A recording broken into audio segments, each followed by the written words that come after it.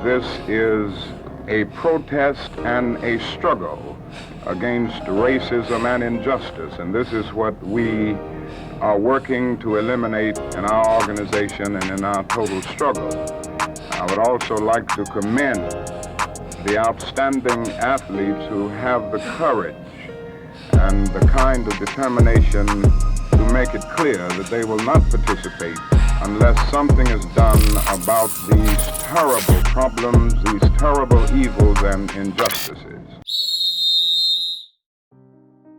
I started playing football when I was younger, living in Aberdeen in Scotland, when I was around 7 years old.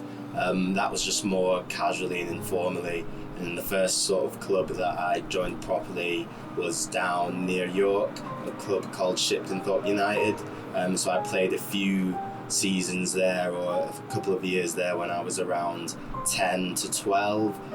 But then unfortunately I didn't get the chance to play football after that until university when I was 19. And then I started playing for a team called Sheffield Union at university for a year or two, and then I joined the actual Sheffield University men's football team a year or two after that, and then played 3 years for them at university. I think I've been quite lucky that I myself haven't experienced any racism personally in football, or in my 3 seasons at university I didn't receive any personally, but I do know of other incidents that teammates or fellow club members did. When I first started playing open edge football when I was 17, used to play for a team in Leeds, and I wasn't allowed in the clubhouse because of the colour of my skin, so it was quite a local team, bit of a shock for a young lad. Played the game, they were all fine with me, and then I went in and the guy sort of said to me, "Not today mate, you're not coming in here." My dad's from another country, he came over here playing football, and he ended his career because of racism, so he was playing at Bradford Reserves and he packed it in because of monkey chanting and all that sort of stuff. So, and I think the problem is more deep-rooted than just social media. I think it starts from at home. If you come from a family where that's accepted to make racist jokes and things like that, it's always going to happen, especially from the young ones. I think educating it on a football pitch, so maybe having different groups, I'm not sure how feasible it'll be to have different players from different ethnicities in a team. I think that'd help, because I've got a young child myself, and children aren't born racist, are sort of developed into that. So if you've got different ethnicities in a football team, that's always going to help that problem.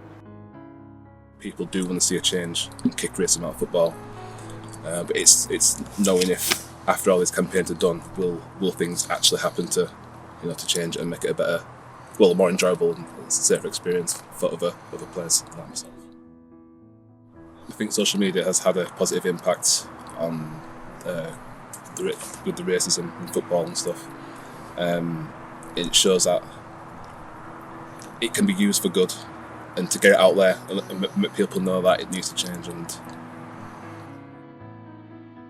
I have seen experiences of it myself, but it was with the kids I was coaching. Unfortunately, I was coaching my under-11s team, and one of my players was subject to racism from an opposition. Obviously, when it's kids as well, it becomes a bit difficult. Obviously, I only found out from my player at half-time what had been said, and at that young age, you've got to distinguish. Look at, is it something he's heard at school? Is it something they've got off the parents?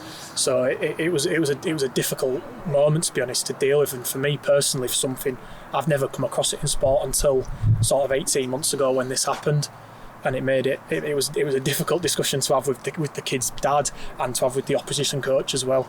But it's something that we've got to clamp out, and it's something that needs clamping out of society, because especially at grassroots level, it comes from society, and it's going to come into it because people come from school, come from work, and if they're part of that environment day in, day out, then it's going to be part of grassroots football as well. There's a lot of people that can just say what they want with no backlash to it. If you go on to BBC Sport, for example, it's not the top rated comments, but if you scroll down far enough, you will see them. The people say, he's for example with the Raheem Sterling, when he's got the gun tattoo on his leg, a lot of people take offence to that and try and link it in with his background and his race and stuff like that, even though if you read up on it, it has the complete opposite effect kind of thing.